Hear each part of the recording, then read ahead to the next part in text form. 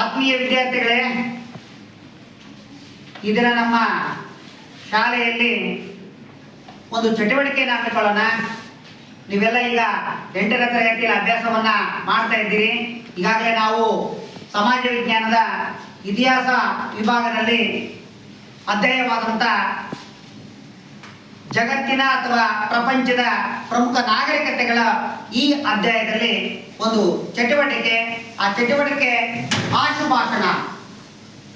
ಹಾಗಾಗಿ ಈ ಆಶುಭಾಷಣ ಸ್ಪರ್ಧೆಯಲ್ಲಿ ಭಾಗವಹಿಸುವಂತ ವಿದ್ಯಾರ್ಥಿಗಳಿಗೆ ಮೊದಲಿಗೆ ನಾನು ಅಭಿನಂದನೆಗಳ ಮೂಲಕ ಸ್ವಾಗತವನ್ನ ಕೋರುತ್ತೇನೆ. ಹಾಗೆಯೇ ಈ ಒಂದು ಆಶುಭಾಷಣ ಸ್ಪರ್ಧೆಯಲ್ಲಿ ಈ ಸ್ಪರ್ಧಾರ್ಥಿಗಳ ಒಂದು ಹೇಗೆ ಮಾತಾಡಿದರು ಎನ್ನುವುದರ ಬಗ್ಗೆ ತೀರ್ಪುಗಾರರಾಗಿ ಸಾನಿಯಾ ಬಾನು AS, ಸೌಮ್ಯ ಮತ್ತು ಲಕ್ಷ್ಮೀಬಾಯಿ AS ಇವರು ತೀರ್ಪುಗಾರರಾಗಿ ತಮ್ಮ ಕೆಲಸ ಕಾರ್ಯವನ್ನು ನಿರ್ವಹಣೆಯನ್ನ ಮಾಡ್ತಾ ಇದ್ದಾರೆ. ಹಾಗೆಯೇ ಈ ರಸಪ್ರಶ್ನೆಯಲ್ಲಿ ಭಾಗವಹಿಸುವಂತಹ ವಿದ್ಯಾರ್ಥಿಗಳು ಯಾರಂತಂದ್ರೆ ಪ್ರತೀಕ್ಷಾ, ಆಶಾ, Nikhita KT, Prashant C, Vanaraj BN, Mohammed Atiq S, ಋತು K ಹಾಗೂ ಪೂಜಾ M. ಒಟ್ಟು ಈ ವಿದ್ಯಾರ್ಥಿಗಳು ಇಲ್ಲಿ 8 ವಿದ್ಯಾರ್ಥಿಗಳು ಈ ಆಶುಭಾಷಣ ಸ್ಪರ್ಧೆಯಲ್ಲಿ ಭಾಗವಹಿಸ್ತಾ ಇದ್ದಾರೆ. ಈ ಪಾಠದಲ್ಲಿ ಬರುವಂತಹ ಪ್ರಮುಖ ಅಂಶಗಳನ್ನ ಈ ಚೀಟಿಯಲ್ಲಿ ಹಾಕಲಾಗಿದೆ. ಜಗತ್ತಿನ ಪ್ರಮುಖ ನಾಗರಿಕತೆಗಳು, ಅದರಲ್ಲಿ ಬರುವಂತಹ ಪ್ರಮುಖ ಅಂಶಗಳನ್ನ ಈ ಚೀಟಿಯಲ್ಲಿ ಹಾಕಲಾಗಿದೆ. ಆ ಚೀಟಿಯನ್ನ ನೀವು ಎತ್ತಿಕೊಂಡು ಬಂದಿರುವ ವಿಷಯವನ್ನ ನಿಮ್ಮ ಪರಿಚಯ ಮಾಡಿಕೊಂಡು ಆ ವಿಷಯವನ್ನ ಹೇಳಿ ನೀವು ಆ ವಿಷಯದ ಬಗ್ಗೆ ಮಾತನಾಡಬೇಕೆಂದು ಮತ್ತೊಂದು ಸಲ ನಿಮಗೆ ಸೂಚನೆಯನ್ನ ನೀಡುತ್ತಾ ಈಗ ನಾವು ಆಶುಭಾಷಣ ಸ್ಪರ್ಧೆಯನ್ನ ಆರಂಭ ಮಾಡೋಣ. ಹಾಗೆ ಉಳಿದಂತರು ಕೂಡ ಇದರ ಕಡೆಗೆ ಗಮನವನ್ನ ನೀಡಿ ನೀವು ಕೂಡ ಮುಂದಿನ ಅವಧಿಯಲ್ಲಿ ನಾನು ಇದರಲ್ಲಿ ಭಾಗವಹಿಸ್ತೀನಿ ಎನ್ನುವ ಒಂದು ಪ್ರೇರಣೆ ನಿಮಗೆ ಬರಲಿ ಈ 8 ದಿನದಿಂದ ಅಂತ ಹೇಳ್ತಾ ನಾನೀಗ ಆಶುಭಾಷಣ ಸ್ಪರ್ಧೆಯನ್ನ ಈಗ ಆರಂಭವನ್ನ ಮಾಡೋಣ. ನಿಮಗೆ ಒಂದು ಒಳ್ಳೆಯದಾಗಿ ನಿಮಗೆ ಈ ಒಂದು ವೇದಿಕೆ ಮೇಲೆ ಭಯ ಇರೋದನ್ನ ಹೋಗಿ ಹಂತವಾಗಿ ಅನ್ನೋ ದೃಷ್ಟಿಕೋನದಿಂದ ಈ ಚಟುವಟಿಕೆಯನ್ನು ನಾವು ಮಾಡ್ತಾ ಇದ್ದೀವಿ. ಹಾಗಾಗಿ ನೀವೆಲ್ಲರಿಗೂ ಕೂಡ ಮತ್ತೊಮ್ಮೆ ನಾನು ಒಳ್ಳೆಯದಾಗಲಿ ಅಂತ ಹೇಳ್ತಾ ಈಗ ನಾವು ಆಶುಭಾಷಣವನ್ನು ಆರಂಭ ಮಾಡೋಣ. ಆ ಆಶುಭಾಷಣ ಇದೊಂದು ಚಟುವಟಿಕೆ. ವಿಷಯ ಸಮಾಜ ವಿಜ್ಞಾನ, ತರಗತಿ 8ನೇ ತರಗತಿ, ಶಾಲೆ ಶ್ರೀ ಕೊಂಡಜ್ಜಿ ಬಸಪ್ಪ ಪ್ರೌಢಶಾಲೆ ಎಲೆಬೇತೂರು ಅನ್ನೋದನ್ನ ನಿಮಗೆ ಮತ್ತೊಂದ್ಸಲ ಹೇಳಿ. ವಿಷಯ ಇದರಲ್ಲಿ ಬರುವಂತದ್ದು ಅಧ್ಯಾಯ ಜಗತ್ತಿನ ಪ್ರಮುಖ ನಾಗರಿಕತೆಗಳು. ಈಗ ಮೊದಲನೇದಾಗಿ ಆ ವಿದ್ಯಾರ್ಥಿಯಾಗಿ ನಾನು ಕರೆಯನ್ನು ನೀಡ್ತಿದ್ದೀನಿ. ಪ್ರತೀಕ್ಷಾ D ಇವರು ಈ ಬರಬೇಕು ಅಂತ ನಾನು ಕೈಕೊಡ್ತಿದ್ದೀನಿ. ಅವರು ಈ ಒಂದು ಚೀಟಿಯನ್ನ ಆಯ್ಕೆ ಮಾಡಿಕೊಂಡು ಅವರು ಆ ವಿಷಯದ ಬಗ್ಗೆ ಮಾತಾಡಬೇಕಂತ ಹೇಳಿ ಕೇಳಿಕೊಳ್ತಾ ಇದ್ದೀನಿ. ನನ್ನ ಹೆಸರು ಪ್ರತೀಕ್ಷಾ D. ನಾನು 8ನೇ ತರಗತಿ ಓದುತ್ತಿದ್ದೇನೆ. ಸರ್ಕಾರಿ ಹಿರಿಯ ಪ್ರಾಥಮಿಕ ಶಾಲೆ ಎಲೆಬೇತೂರು, ಶ್ರೀ ಕೊಂಡಜ್ಜಿ ಬಸಪ್ಪ ಪ್ರೌಢಶಾಲೆ ಎಲೆಬೇತೂರು. ನನಗೆ ಬಂದಿರುವ ವಿಷಯ ನೈಲ್ ನದಿ. ನೈಲ್ ನದಿ ಉಗಮದಿಂದ ಪ್ರಾರಂಭವಾಯಿತು. ಈ ನಾಗರಿಕತೆಯ ವಿಶೇಷಗಳೇನಪ್ಪ ಅಂದರೆ ಪಿರಮಿಡ್ಗಳು, ಮೂರ್ತಿ ಶಿಲ್ಪಗಳು, ಬರಹಗಳು ಮತ್ತು ದೇವಾಲಯಗಳು. ಇವರ ಕಸುಬುಗಳು ಕೃಷಿಕರಾಗಿದ್ದರು ಮತ್ತು ಇವರು ಕ್ಯಾಲೆಂಡರ್ ಅನ್ನು ಹುಟ್ಟು ಹಾಕಿದರು. ಇವರ ಬರವಣಿಗೆಯ ಸಂಕೇತಗಳಿಗೆ ಹೀರೋಗ್ಲಿಪಿಕ್ಸ್ ಎನ್ನುವರು. ನಂತರ ನೈಲ್ ನದಿಗೆ ಕಾಣುವೆ ಮತ್ತು ಬಾವಿಗಳನ್ನು ನಿರ್ಮಿಸಿ ನೀರಾವರಿ ವ್ಯವಸ್ಥೆಯನ್ನು ಆರಂಭಿಸಿದರು. ಕೃಷಿಕರು ಮತ್ತು ನಗರವಾಸಿಗಳು ವಿರಾಮ ವೇಳೆಯಲ್ಲಿ ವಸ್ತುಗಳ ತಯಾರಿಕೆಯಲ್ಲಿ ತೊಡಗುತ್ತಿದ್ದರು. ಮತ್ತೆ ಈಜಿಪ್ಟ್ ಜನರಿಗೆ ಮರಣದ ನಂತರ ಬದುಕಿನ ಮೇಲೆ ಬಹಳ ನಂಬಿಕೆ ಇತ್ತು. ಬದುಕಿನ ನಂತರದ ವರದಿಯನ್ನು ಅಧಿಪತಿಯಾದ ದೈವ ಒಸಿಲಿನ್ಸ್ಗೆ ನೀಡಬೇಕು ಎಂಬ ನಂಬಿಕೆ ಇತ್ತು. ಈ ಹಿನ್ನೆಲೆಯಲ್ಲಿ ಸತ್ತವರ ದೇಹವನ್ನು ವಿವಿಧ ರಾಸಾಯನಿಕ ಸಂರಕ್ಷಣೆ ಮಾಡಿ ಸಂರಕ್ಷಣೆ ಮಾಡಿದ ದೇಹವನ್ನು ಮಮ್ಮಿ ಎಂದು ಕರೆಯುತ್ತಿದ್ದರು. ಇಷ್ಟು ಈಜಿಪ್ಟ್ ನಾಗರಿಕತೆಯ ವಿಶೇಷಗಳು. ಓಕೆ, ಪ್ರತೀಕ್ಷಾ ಅವರು ಈಜಿಪ್ಟ್ ನಾಗರಿಕತೆ ಕುರಿತು ಮಾತನಾಡಿದ್ದಾರೆ. ಹಾಗಾಗಿ ಅವರಿಗೆ ತುಂಬಾ ಧನ್ಯವಾದಗಳು. ಈಗ ಮುಂದಿನ ತಯಾರಿ ಆಶಾ ಬಂದು ಈ ಒಂದು ಡಬ್ಬೆಯಲ್ಲಿ ಪೆಟ್ಟಿಗೆಯಲ್ಲಿ ಒಂದು ಚೀಟಿಯನ್ನು ತೆಗೆದುಕೊಂಡು ಆ ವಿಷಯದ ಬಗ್ಗೆ ಮಾತಾಡಬೇಕೆಂದು ಅವರನ್ನ ಹೇಳಿಕೊಳ್ತೇನೆ. ಆಶಾ ಇವಾಗ ಎಲ್ಲರಿಗೂ ಮಧ್ಯಾಹ್ನದ ಶುಭೋದಯಗಳು. ನನ್ನ ಹೆಸರು ಆಶಾ. ನಾನು 8ನೇ ತರಗತಿಯಲ್ಲಿ ಓದುತ್ತಿದ್ದೇನೆ. ಶ್ರೀ ಕೊಂಡಜ್ಜಿ ಬಸಪ್ಪ ಪ್ರೌಢಶಾಲೆ ಹೈಸ್ಕೂಲ್. ನನಗೆ ಬಂದಿರುವ ವಿಷಯ ಪಿರಮಿಡ್. ನಾನು ಮೊದಲನೇದಾಗಿ ಪಿರಮಿಡ್ ಬಗ್ಗೆ ಮಾತಾಡಬೇಕು ಏನಪ್ಪ ಅಂದರೆ ನೋಡಿ, ಮೊದಲನೇದಾಗಿ ಪಿರಮಿಡ್ ಯಾವಾಗಲೂ ತ್ರಿಕೋನ ಆಕಾರದಲ್ಲಿರುತ್ತೆ. ಅದು ಮೊದಲ ನೋಡಿದ ತಕ್ಷಣ ತ್ರೀ ಮತ್ತು ಡಿ ಆಕಾರದಲ್ಲಿ ಕಾಣಿಸುತ್ತದೆ, ಸರಿನಾ? ನೋಡಿ, ಇವನು ಪಿರಮಿಡ್ ಇರುತ್ತಲ್ಲ, ಕೆಳಗಿನ ಮೇಲಿನ ತುದಿ ಮತ್ತು ಕೆಳಗಿನ ತುದಿಯಲ್ಲಿ ಸಂಪರ್ಕಿಸುವಂತಿರುತ್ತೆ. ಈ ಪಿರಮಿಡ್ ಒಂದು ನಿಮಿಷ.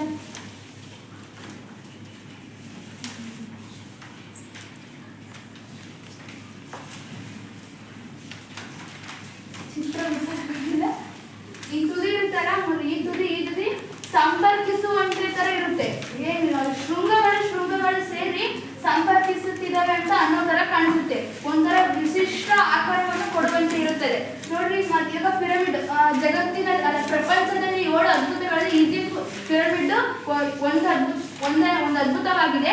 ಮೊದಲನೇದಾಗಿ ಇವಾಗ ಈಜಿಪ್ಟಿನ ರಾಜರು ಇರ್ತಾರಲ್ಲ, ಅವರಿಗೆ ಪ್ಯಾರೋ ಎಂದು ಕರೆಯುತ್ತಿದ್ದರು. ಪ್ಯಾರೋ ಎಂದರೆ ಏನಪ್ಪಾ ಅಂದ್ರೆ ದೊಡ್ಡ ಮನೆಯಲ್ಲಿ ವಾಸ ಮಾಡುವ ಮನುಷ್ಯರು. ಈ ಪಿರಮಿಡ್ ಯಾಕಪ್ಪ ಅಂದ್ರೆ ದೊಡ್ಡ ದೊರೆಗಳು ಮತ್ತು ರಾಜರು ಎತ್ತರವಾಗಿ ಶಿಖರವನ್ನು ಕಟ್ಟುತ್ತಿದ್ದರು. ಈ ಶಿಖರವನ್ನು ಕಟ್ಟಿದ್ದಕ್ಕೆ ಈಜಿಪ್ಟಿನರು ಪಿರಮಿಡ್ ಎಂದು ಹೆಸರು ಇಟ್ಟರು. ಪಿರಮಿಡ್ ಇದರಲ್ಲಿ ಬೃಹತ್ ಶಿಲೆಗಳು ಬೃಹತ್ ಆಕಾರದಲ್ಲಿ ಸಮಾಧಿಗಳನ್ನು ಕಟ್ಟುವಂತಿದ್ದಾಗ ಪಿರಮಿಡ್ ಎಂದು ಹೆಸರು ಇಟ್ಟರು. ನೀವು ನೋಡಿರ್ಬೋದು. ಇನ್ನೊಂದ್ಸಲ ಇವಾಗ ಇದಿರ್ತದಲ್ಲ, ಬೆಟ್ಟ ಗುಡ್ಡಗಳ ಮೊದಲಿನ ಪಿರಮಿಡಿನ ಹೆಸರು ಬರೋದಕ್ಕಿಂತ ಮುಂಚೆಗೆ ಬೆಟ್ಟ ಗುಡ್ಡಗಳನ್ನು ಕೊರೆದು ಈ ಪಿರಮಿಡ್ ಬೆಟ್ಟದ ತರ ತಯಾರಿಸ್ತಿದ್ರು. ಒಂದು ಶೇಪ್ ಬರಂಗೆ ತಯಾರಿಸುತ್ತಿದ್ರು. ಮತ್ತೆ ಇನ್ನೊಂದ್ ಸ್ವಲ್ಪ ಹೇಳ್ಬೇಕಪ್ಪ ಅಂದ್ರೆ ಹಲವಾರು ತಮ್ಮ ರಾಜರು, ದೊಡ್ಡ ರಾಜರು ಇಲ್ಲಿ ಈ ಪಿರಮಿಡ್ ಕೆಳಗಡೆ ಸಮಾಧಿಯನ್ನು ಮಾಡಿ ಇಡಲಾಗುತ್ತದೆ.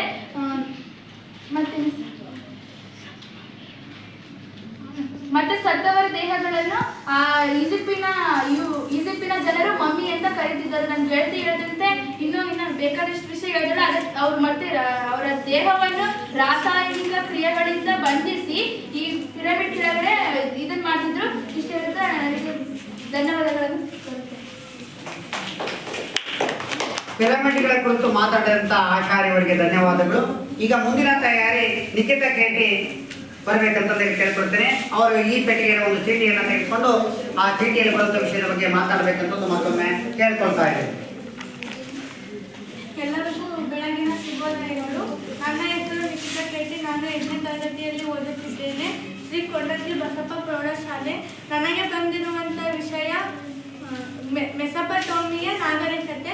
ಮೆಸೊಪಟೋಮಿಯ ನಾಗರಿಕತೆ ಎಂದರೆ 2 ನದಿಗಳ ಕಣಿವೆ ಆ ಪ್ರದೇಶ. ಅದು ಗ್ರೀಕರು ಮೆಸೊಪಟೋಮಿಯಾ ಅಥವಾ ನದಿಗಳ ನಡುವಿನ ನಾಡು ಅಂತ ಎಂದು ಕರೆದ್ರು. ಇನ್ನು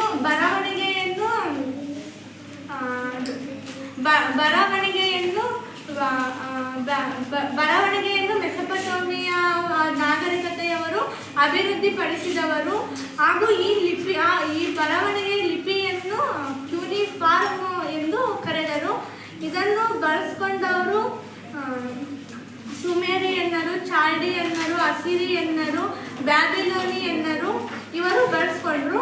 2 ನದಿಗಳ ಪ್ರದೇಶದ ದಕ್ಷಿಣ ಭಾಗ ಈ ನಾಗರಿಕತೆಯ ಕೇಂದ್ರ ಒಂದು ಸ್ಥಳವಾಗಿತ್ತು. ಇನ್ನು ಬ್ಯಾಬಿಲೋನಿಯೆಂದು ಕರೆಯುತ್ತಿದ್ದರು. ಮೆಸೊಪಟೋಮಿಯಾ ಉತ್ತರ ಭಾಗವನ್ನು ಅಸಾರಿಯಾ ಎಂದು ಕರೆಯುತ್ತಿದ್ದರು. ಉತ್ತರದ ಗುಡ್ಡ ವಾಸಿಗಳಾದ ಸುಮೇರಿಯನ್ನರು ತಮ್ಮ ದೇವರುಗಳನ್ನು ಬೆಟ್ಟದ ತಪ್ಪಲಿನಲ್ಲಿ ಕಟ್ಟಿಕೊಂಡರು. ಇವುಗಳನ್ನು ಜಿಗ್ಗುರಟ್ಟು ಎಂದು ಕರೆದರು. ಸುಮೇರಿಯನ್ನರು ಅಕಾಡಿಯನ್ನರು ಸೋಲಿಸಿದರು. ಸಾವಿರ ವರ್ಷಗಳ ನಂತರ ಸೆಮಿಟಿಕ್ ಬುಡಕಟ್ಟದ ಅಮೇರಿಯನ್ನರು ಅಧಿಕಾರಕ್ಕೆ ಇಳಿದರು. ಇದರ ಪ್ರಸಿದ್ಧ ದೊರೆ ಹಮ್ಮುರಬಿ ಅಂತ ಆಗಿದ್ರು. ಅಂದ್ರೆ ಮೆಸೊಪಟೋಮಿಯಾ ನಾಗರಿಕತೆಯ ಪ್ರಸಿದ್ಧ ದೊರೆ ಹಮ್ಮುರಬಿ ಆಗಿದ್ರು. ಹಮ್ಮುರಬಿ ಬ್ಯಾಬಿಲೋನಿಯಾದಲ್ಲಿ ಅರಮನೆಯನ್ನು ನಿರ್ಮಿಸಿದರು. ಅಂದ್ರೆ ಆ ಮೆಸೊಪಟೋಮಿಯಾ ನಾಗರಿಕತೆಯಲ್ಲಿ ಬ್ಯಾಬಿಲೋನಿಯಾ ನಾಗರಿಕತೆಯವರು ಆ ಊರಿನಲ್ಲಿ ಜಾರಿಗೆ ತಂದರು. ಅದು ಅರಮನೆ ನಿರ್ಮಿಸಿದವರಲ್ಲದೆ ಮತ್ತು ಕೆಲವು ನಿಯಮಗಳನ್ನ ಜಾರಿಗೆ ತರ್ತಾರೆ. ಅವರು ಉತ್ತಮ ಆಡಳಿತ ನಡೆಸಿದರು. ಉತ್ತಮ ಅಂದರೆ ಎಲ್ಲರನ್ನೂ ಸಮಾನವಾಗಿ ಎದುರಿಸಬೇಕು, ಆ ಥರ ಉತ್ತಮ ಆಡಳಿತವಾಗಿ ಹಮ್ಮುರಬಿಯವರು ಮೆಸೊಪೊಟೇಮಿಯಾ ನಾಗರಿಕತೆಯಲ್ಲಿ ನಡೆಸಿದರು. ಇನ್ನು ನಿಯಮ ಹೇಳಬೇಕಂದ್ರೆ ಸುಳ್ಳು ಹೇಳಿದವನ ನಾಲಿಗೆಯನ್ನು ಕತ್ತಿಸುವುದು, ಕಳ್ಳತನ ಮಾಡಿದವನಿಗೆ ಕೈಯನ್ನು ಕತ್ತರಿಸುವುದು, ಹೀಗೆ ಅನೇಕ ಹಮ್ಮುರಬಿ ಮೆಸೊಪೊಟೇಮಿಯಾ ನಾಗರಿಕತೆಯಲ್ಲಿ ಜಾರಿಗೆ ತಂದರು. ಹಮ್ಮುರಬಿ ನಂತರ ಹಿಟ್ಟೈಟರು ಅಧಿಕಾರಕ್ಕೆ ಬಂದರು. ಮನೆ ಅಸಿರಿಯನ್ನರು ಇವರನ್ನು ಸೋಲಿಸಿದರು. ಮುಂದೆ ಚಾಲ್ಡಿಯನ್ನರು ಬ್ಯಾಬಿಲೋನಿಯನ್ನರು ಮರುಸ್ಥಾಪಿಸಿದರು. ಚಾಲ್ಡಿಯನ್ನರ ಪ್ರಸಿದ್ಧ ರಾಜ ನೆಬೂಕದ್ನೆಚ್ಚರ್ ಇವನು ವೈಜ್ಞಾನಿಕ ಅಧ್ಯಯನಕ್ಕೆ ಆದ್ಯತೆ ನೀಡಿದವನು. ಚಾಲ್ಡಿಯನ್ನರ ಪ್ರಸಿದ್ಧದವರೇ ನೆಬೂಕದ್ನೆಚ್ಚರ್. ನಂತರ ಬ್ಯಾಬಿಲೋನಿಯಾ ಪರ್ಷಿಯನ್ನರ ಆಕ್ರಮಣಕ್ಕೆ ಒಳಗಾಯಿತು. 200 ವರ್ಷಗಳ ನಂತರ ಅಲೆಕ್ಸಾಂಡರ್ ಇದನ್ನು ಅಂದರೆ ಆ ಮೆಸೊಪೊಟೇಮಿಯಾ ನಾಗರಿಕನ್ನು ತನ್ನ ಮುಷ್ಟಿಯಲ್ಲಿ ವಶಪಡಿಸಿಕೊಂಡನು. ನಂತರ ಬ್ಯಾಬಿಲೋನಿಯಾ ಪರ್ಷಿಯನ್ನರು ಆಕ್ರಮಣಕ್ಕೆ ಒಳಗಾಯಿತು.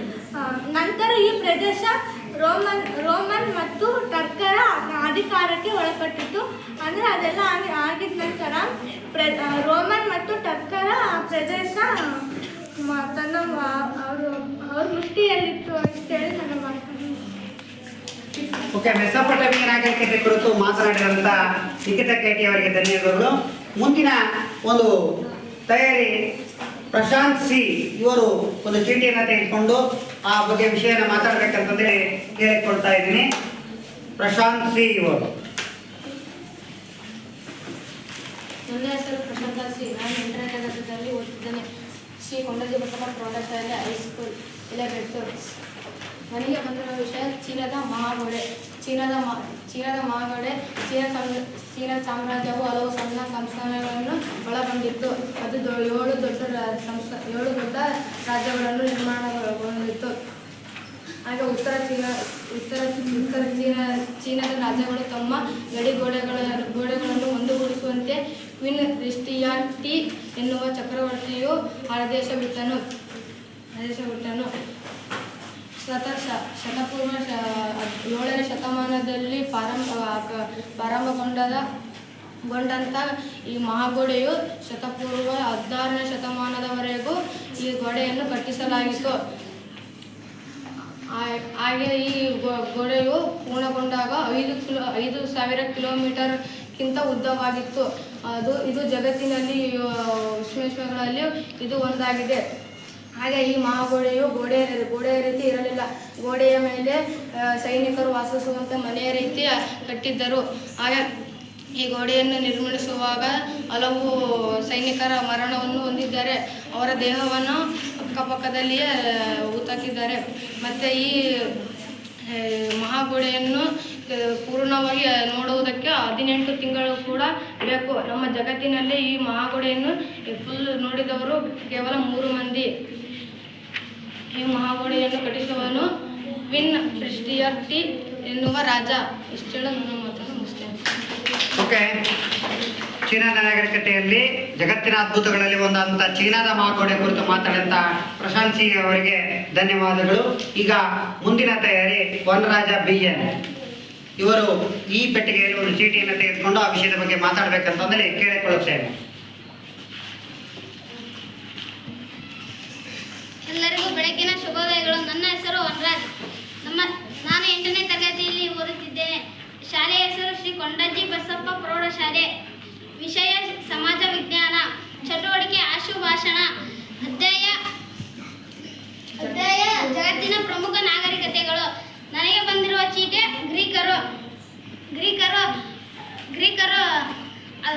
ಗ್ರೀಸ್ ದೇಶದ ಜನರು. ಯುರೋಪ್ ಖಂಡದಲ್ಲಿ ಗ್ರೀಸ್ ದೇಶವು ಬಂದಿದೆ. ಗ್ರೀಕರು ಉತ್ತರದಿಂದ ಏಜಿಯನ್ ಸಮುದ್ರ ಪ್ರದೇಶವನ್ನು ಬಿಟ್ಟು ಬಂದರು. ಮತ್ತೆ ಕುರಿಕಾಯುವ ಬುಡಕಟ್ಟಿನ ಜನ ತಮ್ಮ ಮೂಲ ಪ್ರದೇಶವನ್ನು ಬಿಟ್ಟು ಹುಲ್ಲುಗಾವಲು ಪ್ರದೇಶಕ್ಕೆ ಬಂದರು. ಮತ್ತೆ ವ್ಯಾಪಾರ ವಸ್ತು ನಿಯಮದ ಮೂಲಕ ಯುದ್ಧ, ಸಾಹಸ, ಆಕ್ರಮಣ ಇವರ ಸಂಭ್ರಮವಾಗಿತ್ತು. ಮತ್ತೆ ಅಂಕಿಯನ್ನರು, ಅಯೋನಿಯನ್ನರು, ಡೋರೆಯನ್ನರು ಅವರನ್ನ ಎಲಿನಿಸ್ ಅಥವಾ ಗ್ರೀಕರೆಂದು ಕರೆಯುತ್ತಿದ್ದರು. ಗ್ರೀಕರು ತಮ್ಮ ದೇವರುಗಳ ಒಲಂಪಸ್ನ ಬೆಟ್ಟದ ಮೇಲೆ ವಾಸವಾಗಿದ್ದಾರೆ ಎಂದು ನಂಬಿದ್ದರು. ಅವರು ಒಳ್ಳೆಯ ಫಸಲು ಮತ್ತು ಇನ್ನಿತರ ಕಾರ್ಯಗಳ ಯಶಸ್ಸಿಗಾಗಿ ದೇವರಲ್ಲಿ ಪ್ರಾರ್ಥಿಸುತ್ತಿದ್ದರು. ಗ್ರೀಕರಲ್ಲಿ ಪುರೋಹಿತರು ಇರಲಿಲ್ಲ. ಅದಕ್ಕೆ ರಾಜನ ತನ್ನ ಸಮಸ್ತ ಜನರ ಪರವಾಗಿ ಪ್ರಾರ್ಥಿಸುತ್ತಿದ್ದರು. ಇಷ್ಟು ಹೇಳಿ ನನ್ನ ಮಾತನ್ನು ಮುಗಿಸುತ್ತೇನೆ.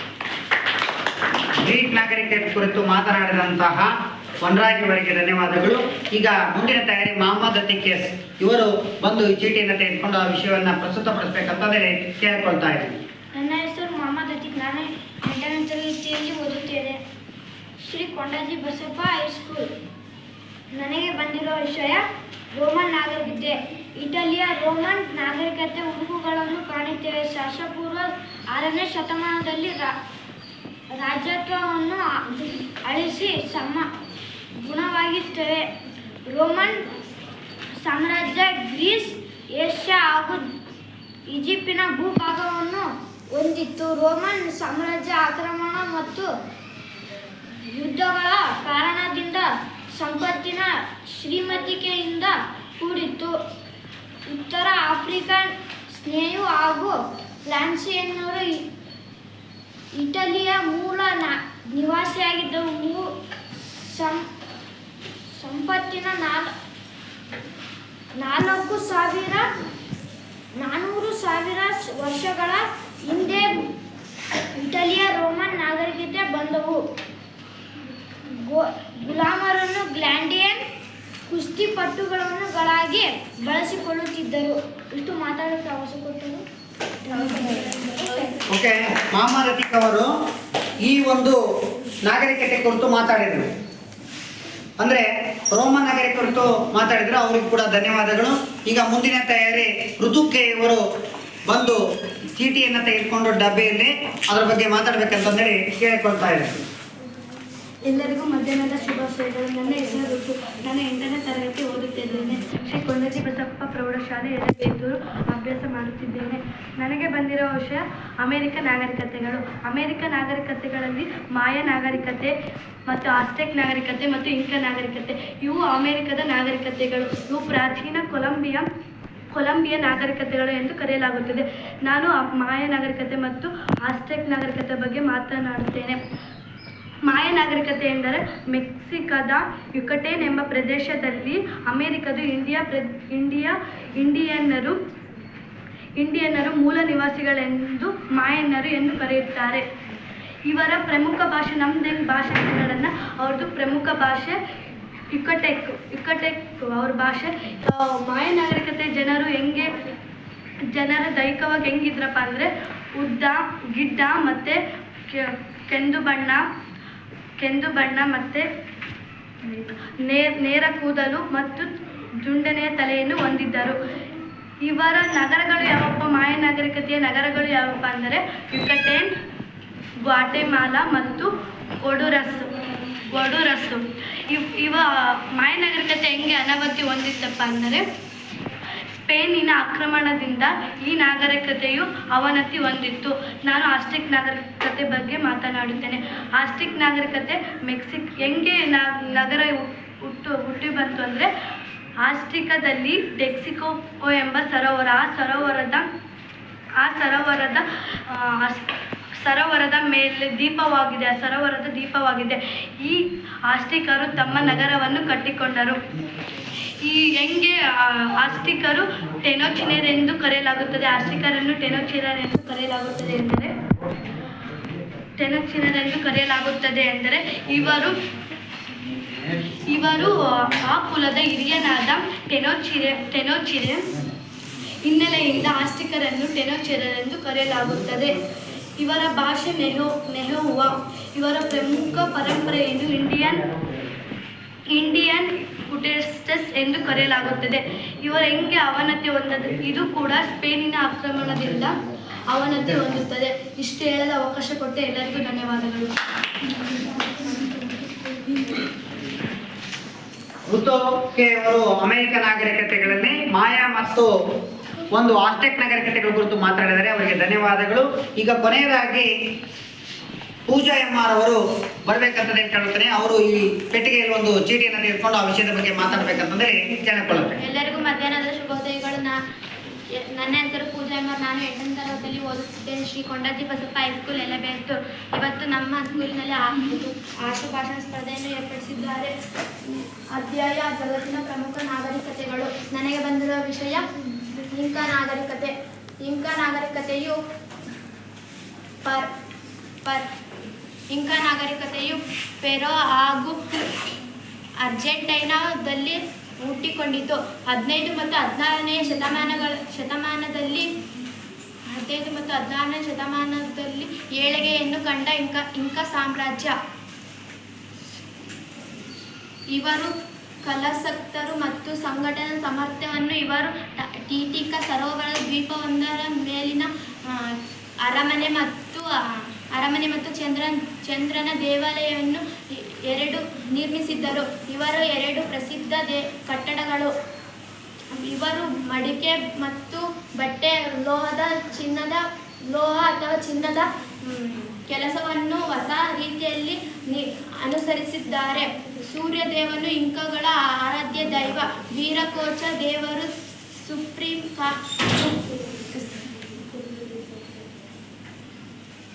ಸೂರ್ಯದೇವನು ಸೃಷ್ಟಿಗೆ ಕಾರಣವೆಂದು ನಂಬಿದ್ದರು.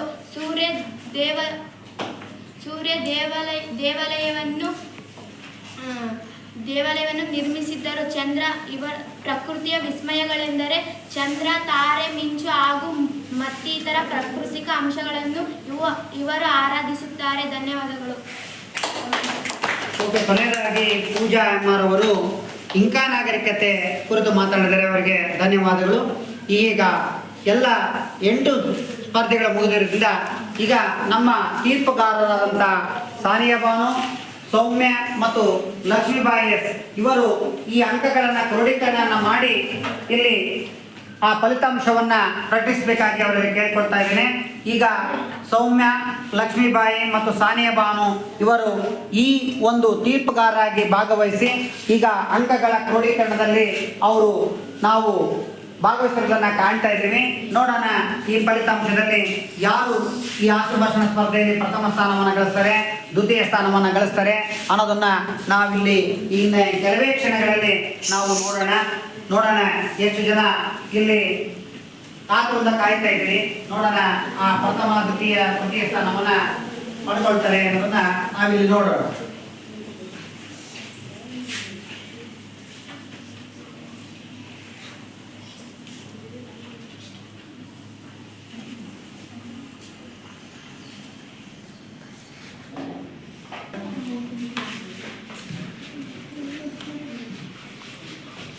ಓಕೆ, ಸೌಮ್ಯ ಅವರು ಈಗ ಈ ಫಲಿತಾಂಶವನ್ನು ತಂದುಕೊಟ್ಟಿದ್ದಾರೆ.